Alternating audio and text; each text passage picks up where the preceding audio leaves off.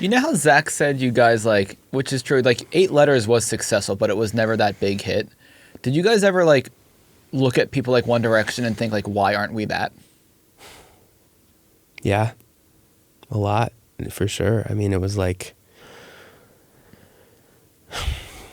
I mean, I don't know. I think for a long time it was building and building and building, and it felt like it was just, I mean, we sold out Radio City and it was still building, but there was something that was just never lining up. I don't know what it was. I couldn't tell you, but it wasn't, for some reason, it just didn't go there. I don't know if it was the certain song. I don't know if it was something about You guys? us, or if it was something about our managers that were representing us, that were, like, that's the thing that I'm realizing now as a solo artist, is like, your manager represents you in different rooms you're not in with the whole industry. So however they come across is an extension of you. So, like, be thoughtful about that, artists. You know, like, I do think that could have been something that held us back. I don't know. But also, culture was at a very weird place when you guys launched. 2015, right? Mm-hmm. So, like, you got to think, like, One Direction was coming to a close. Yeah. Just a year or two later. Yeah. The world was shifting out of this boy band mentality. We were moving into K-pop vigorously. Like, it was starting to take over here in a way that was really infectious and shouldn't go unrecognized, because it would lead to this larger, beautiful cultural shift. But it was like, it's probably a perfect storm, I think, which is why there was kind of a ceiling.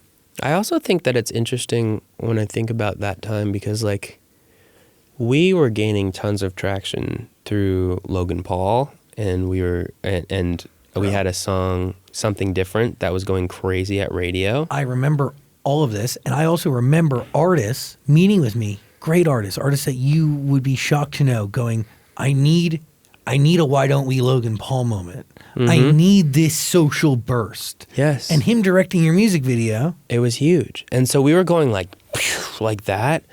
And then it was interesting because we went on the Today Show, because this was going crazy. They're like, come perform. And someone from our management really loved dancing from back in the day. And ruined it.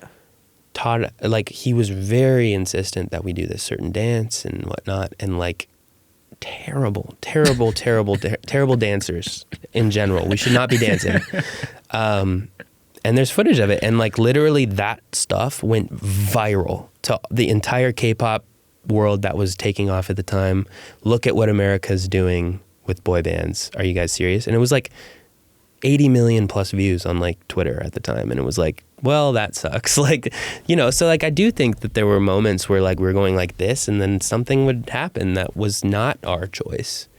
And if you look at One Direction, they never tried to dance. No. They were just always themselves. But I will say, you guys danced to the very fucking end, because I have memories again watching your show, and you guys would just, like, appear from the ground, and then there would be, like, you'd be on these pillars, and they do the whole fucking moves. Yeah, and in tuxedos. Oh yeah.